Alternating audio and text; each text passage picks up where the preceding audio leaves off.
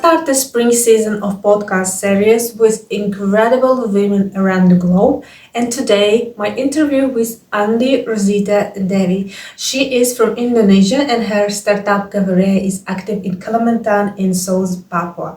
She is civil engineer and she supported the development of several engineering projects on hydropower plant constructions, beginning from 20 megawatt to 150 megawatt.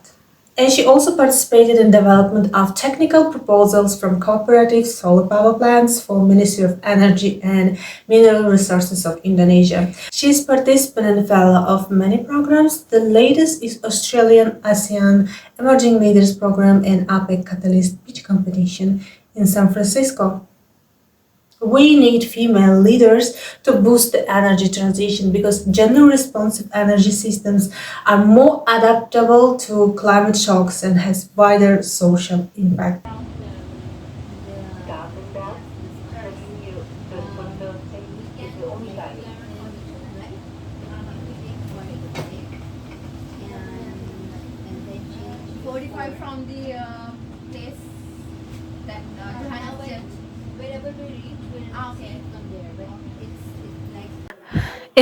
Is it midnight or already? Yeah, think so. I think so. Yeah, it's Yes, almost it so. is. Hello, good night. Today we're having another session of podcast, and I have another amazing guest. Today we are making this podcast for you almost at midnight. We had so long day of workshops, but we are doing it for you because it will be very, very interesting. Today I Hopefully. have today I have a guest, Andi Rosita Dewi. She's from Indonesia. She's entrepreneur. She's engineer, and we will have today talking about renewable energy and all other related topics related to her background and personality. Hello, how do you feeling? Hi. A bit tired, but for supporting our boss lady, I should to share something here. So don't skip this podcast this time. I was delighted to be here.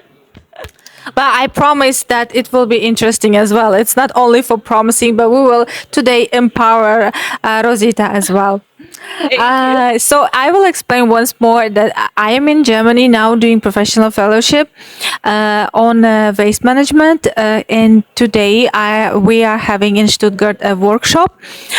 One of fellows are Andi Rosita. Firstly, I was really happy to be this podcast. You know that I'm flying 20 hours just to attend this podcast. And What then, host organization here in Germany Oh, yeah. supporting you? okay, I'm joining EVA Fellowship anyway with Mustari, and then I'm joining with the Germanwatch. Germanwatch is the NGOs in German, and then they're running some aggressive policy making in the climate change sector. What we did is that we combined that how to educate the people about not just that to the micro until to the macro, and then we can do interface the policymaker to make a decision making about the climate change, about the achieve the SDGs, and then NDC target for every country. Rosita, can you give more examples of what your startup is doing in more details? That would be super interesting. I'm living in Indonesia. If you're popular with Bali or Jakarta, but Indonesia not that just that two big city. We have a lot of province. I'm running my social businesses like a startup social business in the central Kalimantan and then South Papua.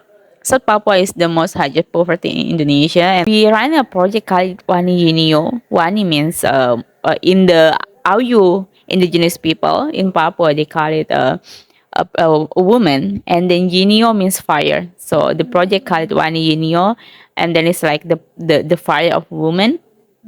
We suppose that to support agriculture processing in South Papua is sagu processing.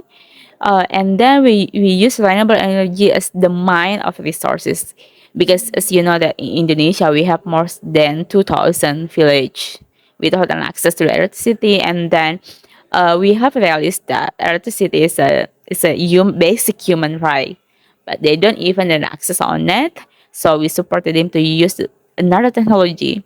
So solar panel or that renewable energy come to the village not just as a lighting as we see it as the lighting, but it also is a part of the economic system. So women in South Papua can be empowered by using the technology, and then it can be help them to fighting for the other bias that women didn't understand how to use a machine. Women cannot deal with renewable energy or like difficult technology. We wanna try that to empower them. You can find a way in the Gawirea.com for the more detail. Yeah, I will put the links and I will put also photos and a little bit video to explain more. Need an advanced understanding when it comes to renewable energy. I can imagine how challenging it is. To know more about Gawirea, we have the founder of the community, Andi Rosita Dewi, to talk about it. So good afternoon, Ita. How are you doing? Yeah, thank you so much for having me here. So first of all, is it that challenging to communicate sustainable energy and why we need to use it to rural areas? Renewable energy. Of course. Let's say in the rural area, women can like modify the solar home system. They can use it, but they didn't have a power to make a decision on it. They always say, okay, wait for a man to make a decision. But in the other hand, they have a capability on it. Okay. So where are you guys located? In Papua? Papua and Central Kalimantan. Central Kalimantan. And we also now working in the new IKN. Oh, The Nusantara. Okay. And some area in the Nusa Tenggara. You come with your solar panels and greater machine and you assemble them yourself. All the maintenance also in. So the business model come to the B2B and the B2C. The B2B model is that the woman farmer community will be rent or installment from us for 2 years, and then the other business model is a B2C. We will collecting the product from the farmers. We call it that is zero waste product, and then we will sell it to the market. So we teach them how to do the marketing on it, how to do the selling in the proper way, how the quality control of the product. So as I understand, so it's not only hard component that you're providing, Yes. but there is also a soft component like helping them to connect with the buyers, Yes. also marketing techniques. Yes, and also that capacity building. Because what we did is a social business, right? It's not about how to collecting money. It's also about how to make an impact. So we will be make sure the processing of the product is literally use renewable energy, zero waste, no fossil fuel, and the product will be well delivered to the market. And then with all the like SDGs report impact. So the customer will know what they eat is, what the sago that come to their house that they produce, we produce every day is have a big responsibility to environment. You know, actually, I can relate from my business as well because except the hard component of helping businesses to come with the right technology to use their waste, also helping them a right business model to implement with the end product they produce. We also help them to build, you know, their social brand. Yeah, because once the company wants to position them in the market, then they must have identity. They must have, let's say, simple things like branding documents. There is also business coaching is coming. You know, we are also in a market that's just emerging. So we do everything. We do hard component and we do soft component. Yeah, and we enjoy actually. Yeah, of course, because when technology come be different every single day, but if we invested in people, it will be changing that affected the most. What does sustainable energy if people cannot use it? What does a good technology if they cannot sell it with well? So it's not the business is not just invest in the technology. We invested in the people because the main point in the sustainability is that the people can survive on it. So in 21st century, in emerging markets related to the climate change and sustainable development, so entrepreneur is not anymore as a seller of a technology, but entrepreneur is also providing a strategy, you know, also providing a guidance. This is something more transformative entrepreneurship than what I see. Good to know. And I also want to know, you know, how you come up with the entrepreneurship and how you come up to your position now. What was behind the Rosita now as an entrepreneur and startupper? What was your background? It's a long way to go, honestly. Because I never expected that I will be running my own business. Like, it's more easy to get salary every single month rather than thinking about how to pay people. So I started that when I'm taking civil engineering anyway. And then after I graduated in 2016, I'm joining to the consultant company in the renewable energy sector.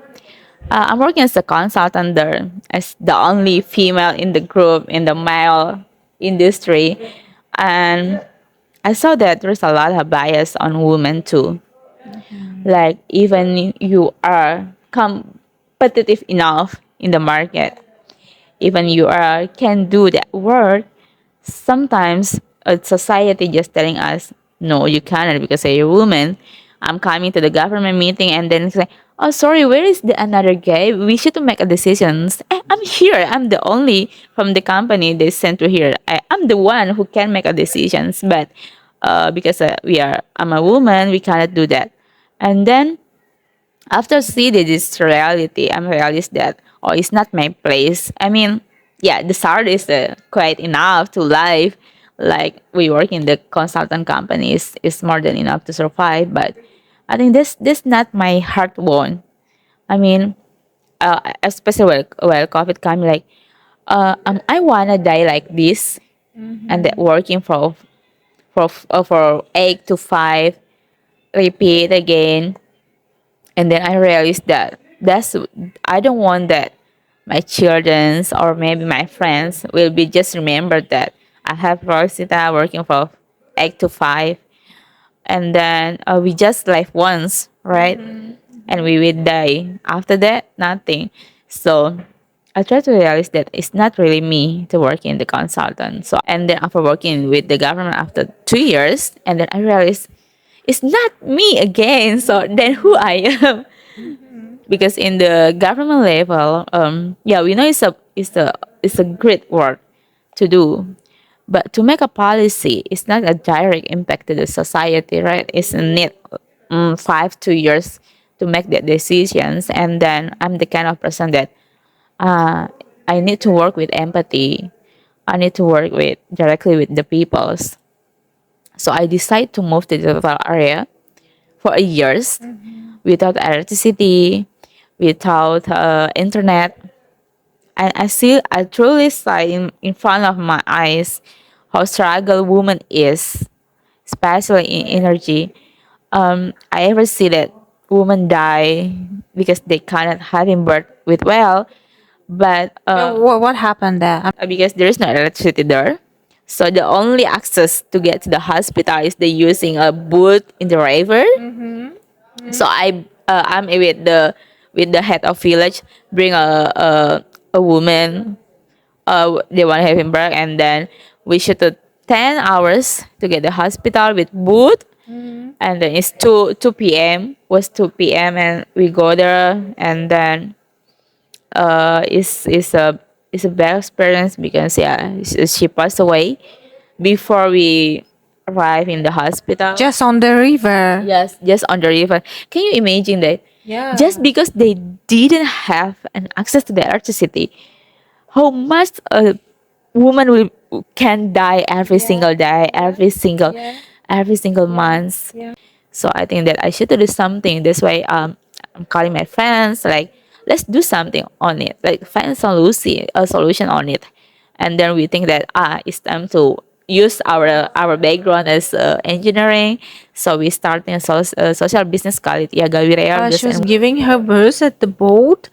So it is something you're doing is directly what you said, the empathy was just one person away. You're giving energy to those who could die. It's very impressive. Yes. And I'm very happy that you could find this path. Ask a question regarding the choices that you made in life.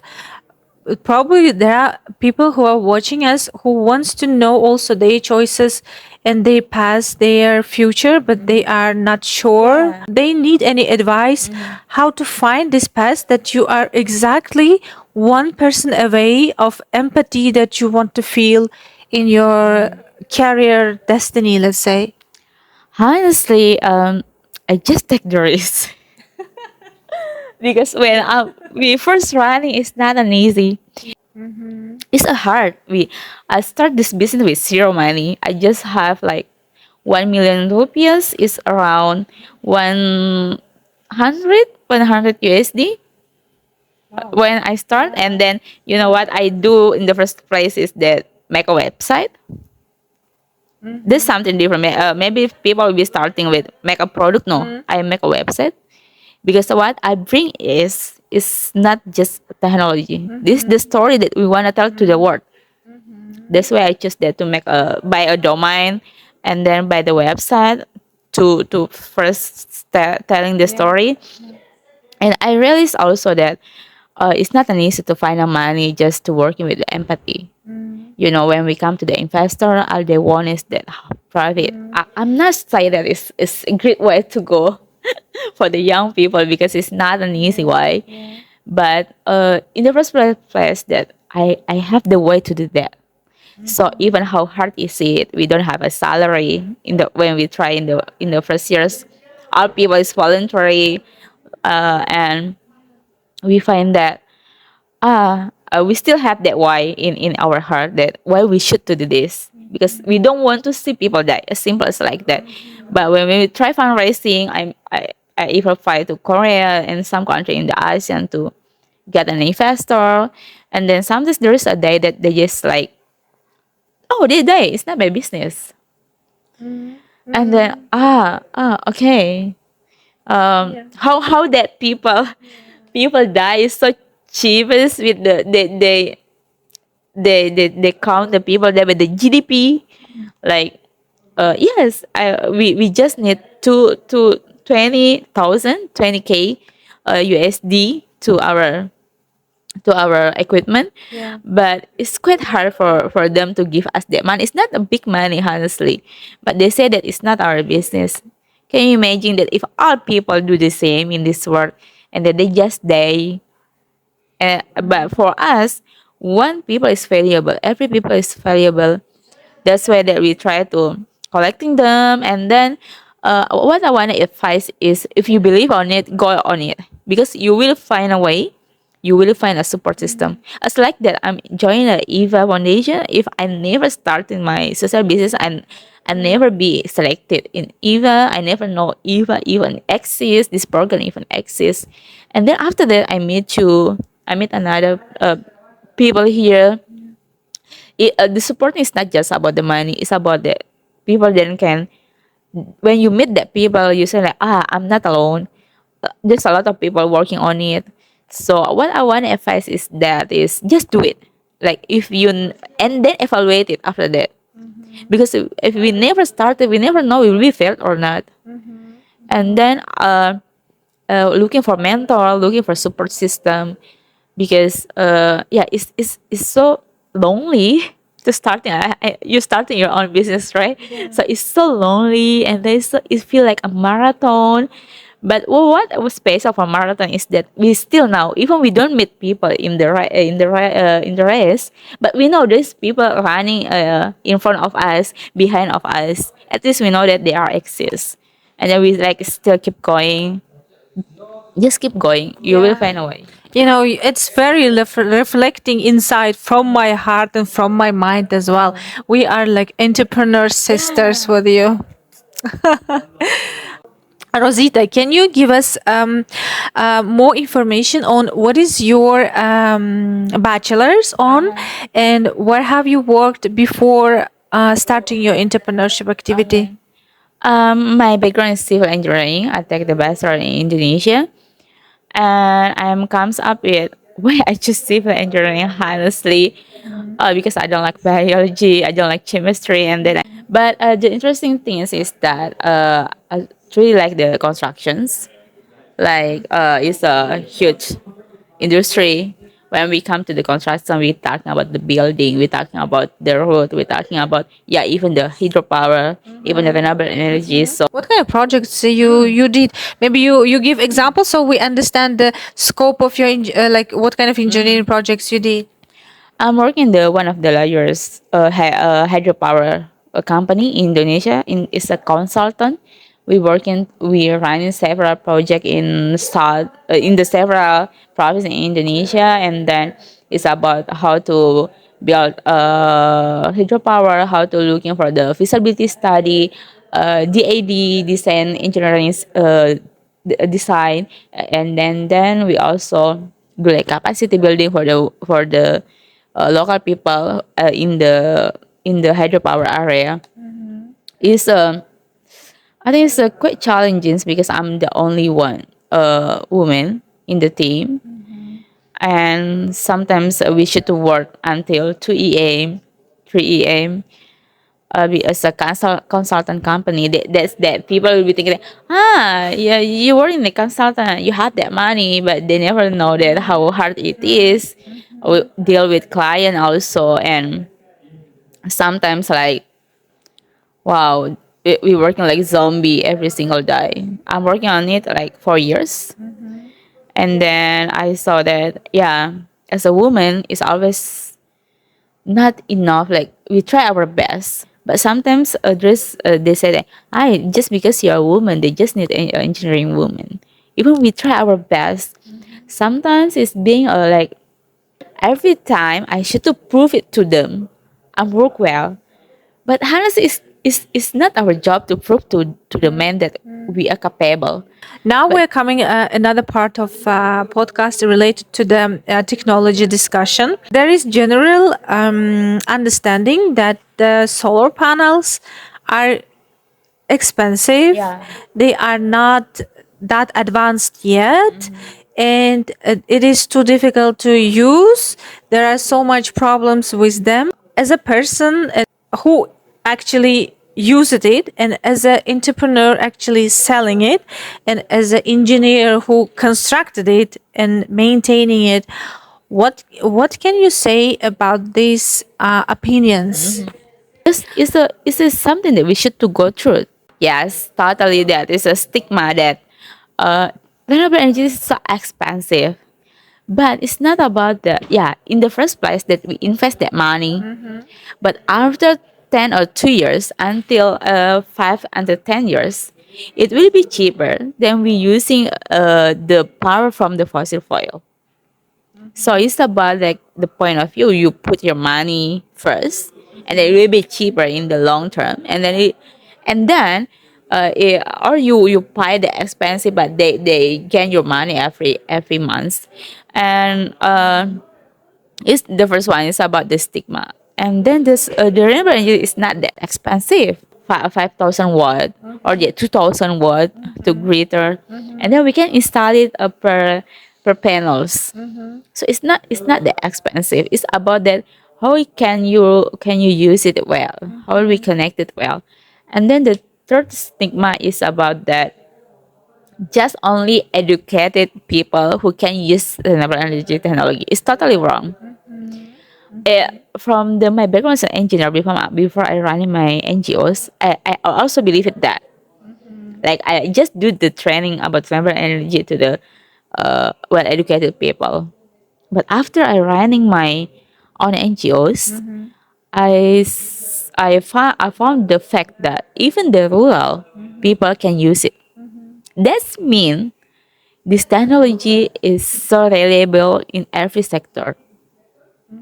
With the rural women that I'm working with, they cannot read, they cannot even spelling ABC, but they can understand how to install the PV system to the inverter, to the another electrical equipment.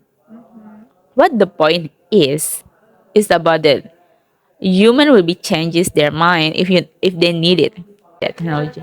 By the way, now while we're talking, I remember that in many discussions in Uzbekistan where I attend on workshops related to solar panels, everybody just I cannot say that those are engineers or very related to solar panel, but they always have an argument that it collects dust, then it's you have to clean it every day or you have to clean it a lot, so it doesn't work. You clean your house, you can clean a solar panel as well. Why you put as an argument not to use it? It's not the fact. I mean, it's about the maintenance you're talking about, right? Solar panel can move following the sun. And then there's also the technology. You just need to like if it's rainy, it's clean. Yeah. So I don't know the point that if they think that it's difficult to be maintenance on something, even the renewable energy more safe for you. Like you have installment electricity from the government. If there is like a fire, like your home being fire, it can be impacted another home, right? But when you use the solar system in your own home, you just do that, shoot it down in your own home, and it's not will be infected your neighbor. So it's more safe, honestly. And we're talking about maintenance, so you don't need to maintain every single days. So what you do with the dust? The dust, you just fall in the rainy or something. There's a new technology that they can move by their way. We can control system. They can move their way, so the dust is not impacted with the how much the electricity we can earn. So it just dust. It's not impacted anymore. If it's rainy, yeah, it's disappear. It's like your windows. It doesn't mean that there's a dust and then your window. No, you cannot use your window again, right? Your farmers clean the dust any period, or no? It is not even a part of a maintenance. This is not a big problem. You should cut this. How was the dance? They're so now we have another fellows coming back from a journey, and they are greeting us, and we are greeting back them. Okay. Rosita, I am so happy that we had a wonderful podcast at midnight with you. I want to thank you very much for your energy, for being precise, for being sincere. In the first place, I want to say that thank you for having me. Always happy to sharing with you, and then hopefully it's not that our first and then our last conversation, right? Still connected, and then yeah, I truly appreciate that you do this alone, and you have the passion on it, and I hope that you're still working on it because the world need that storytelling to still supporting each other. So, like-minded sister entrepreneurs must be in one community. Let's connect. Bye bye.